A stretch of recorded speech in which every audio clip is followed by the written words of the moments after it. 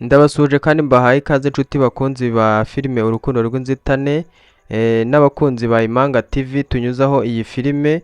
Niba uri mushya kanda subscribe kuri iyi channel kugira ngo tube tubana umunsi ku wundi, unakande ku nzogera kugira ngo ujye ubona notification ya filime tubagezaho ako kanya. Nkuko mubizi rero, iyo filime irangiye twe tuza hano kuri iyi channel yacu ya kabiri yitwa Imanga Films. Nge mwumva nitwa Eric, nkaba ndahanga kugira ngo dusesengure twungurane ibitekerezo kuri episode ya 54. Tugiye guhera rero mu rugo rwa Rugero. Mu rugo rwa Rugero aharimo haraka umuriro. Darlene arambiwe kuba mu rugo rwo kwa Rugero bitewe n'umukecuru Mukamusoni, mama wa Rugero, uhora umubeshyera, uhora umuteranya n'umugabo we. Ese mwe mukurikira iyi filime umunsi ku wundi, ari nkamwe mwabigenza muti? Dusize Darlene afashe umwanzuro wo gufata abana akava muri uru rugo akagenda. Ese yerekeje hehe? Bamwe muri comment muri muravuga ati agiye kwisangira Derek bibanere n'ubundi barabanaga na mbere.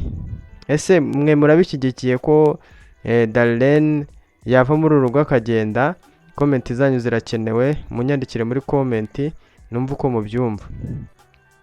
Ahandi tugiye kujya ku mukobwa witwa Monique uri guprofitira mu kavuyo kugira ngo yegukane Ngoga, kandi Ngoga aracyakunda umugore we Chanel, aho uyu Monique ari kugenda akabwira Chanel akamubwira ati va kuri Ngoga rwose, kuko Ngoga nta hantu azigera kugeza.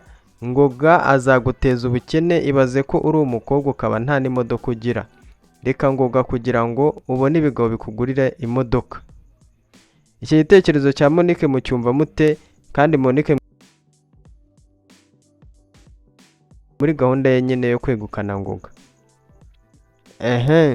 Noneho hakaza witwa Emilia nawe ari muri gahunda yo kwegukana Derek, ariko Derek yamubereye ibamba, ntashaka kumenya ikintu cyose giturutse kwa Emilia atangiye no kwinjirira mu buzima bwa Derek, amubwira ati wowe ugombe kuba wararyamanye na Darlene, ntago wakunda umuntu gutya, ntago wamukunda gutya mutararyamanye, ntibibaho.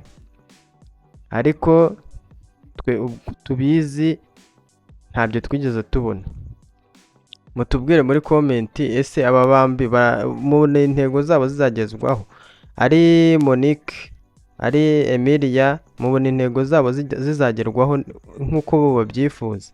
Ibitekerezo byanyu ndabikeneye nk'ibisanzwe muri comment. Duhure muri episode ya 55 dusesengura uko yagenze, kandi abashya mbibutse mukore subscribe kugira ngo dukomeze tubane no mu zindi episode tugenda tubagezaho umunsi ku wundi. Ciao.